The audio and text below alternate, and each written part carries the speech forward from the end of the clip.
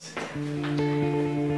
preacher that I really like once challenged us to worship God by choosing one attribute of his character and digging into it. So love or faithfulness. And he said that he got the same story back from every person he challenged. They said they would say like, God, your loving kindness endures forever, you love me so much, this, and they would eventually hit a wall and come back and say that, well, they came back and said that they would hit a wall and they wouldn't know what to say after that. But at that moment, God would actually start to give revelation of how much, more of him in that area.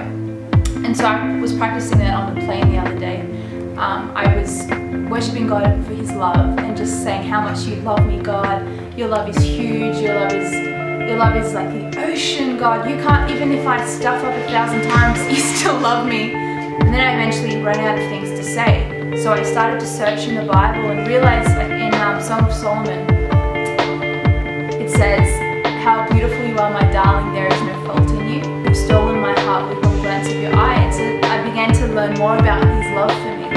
Anyway, so I'm so caught up in his love, the plane begins to land. The flight cabin crew guy gets a microphone and starts to sing, L is for the way you look at me. He sings the whole song and I'm laughing because it's just like God is singing it to me. And when we land, he says, thank you for riding with us. This has not been any ordinary flight. This has been a love encounter flight. And that was incredible. That was so cool. God basically revealed his heart to me and revealed more of his love to me in such a new way that I will probably treasure forever. And the reason I started with that is because without his love, you can't do anything. You can't, any of the commandments that he has in the Bible, they're impossible to achieve without knowing how much he loves you. So my encouragement for you today is to pursue God and find out how much he loves you, because from then you can follow his great commandment, which is to love the second of greatest commandments, which is to love your neighbor as yourself. And your neighbor isn't just your friend, it's anyone around you. God's called us to love everybody, and it's impossible to do that without knowing his love first and loving him because he first loved you.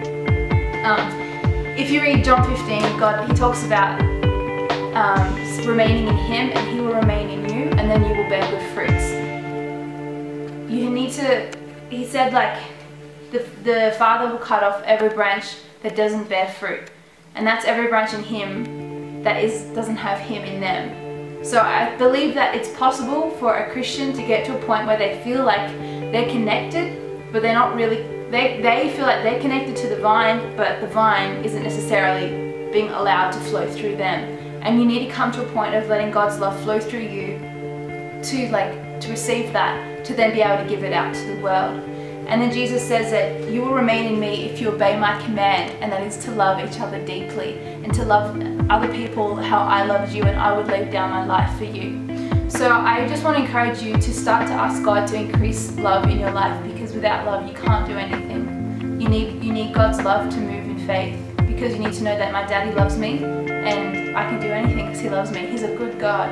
So by loving God, you can love others, and by loving others, you obey his command. And loving others is not a hard thing once you're in love with Jesus. And by loving others, you stay connected to the vine. So it's a full circle thing. So that's why I encourage you to love everyone around you. It's not an extra, it's a have to. And you can't do it without loving God first. So love God, love your neighbor. Love from me.